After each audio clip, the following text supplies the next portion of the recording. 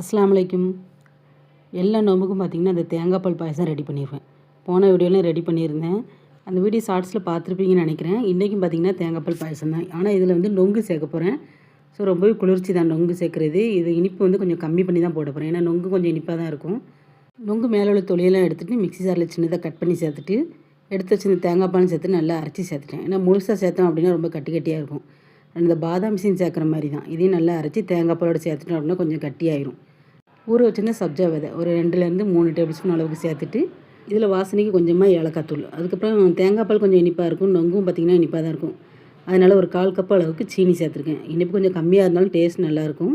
இதில் நொங்கு சேர்த்துருக்கோம், அதனால் டேஸ்ட் இன்னுமே சூப்பராக இருக்கும். ஒரு 1 ஹவர் ஃப்ரிட்ஜில் வச்சுட்டு நோம்பு திறக்கும் போது குடித்தோம் அப்படின்னா ரொம்பவே நல்லாயிருக்கும். இந்த தேங்காய் பால் பாயசம் அதுக்கப்புறம் நொங்கு பாயசம் எல்லாமே எனக்கு தோணுது தான், என்னோடய ஐடியாவில் ரெடி பண்ணது தான். இன்ஷால்லா நெக்ஸ்ட்டு தேங்காய் பால் பலரசம் ரெடி பண்ண போகிறேன். அது எப்படி பண்ணேன் அப்படிங்கிறத அடுத்த வீடியோவில் பார்க்கலாம்.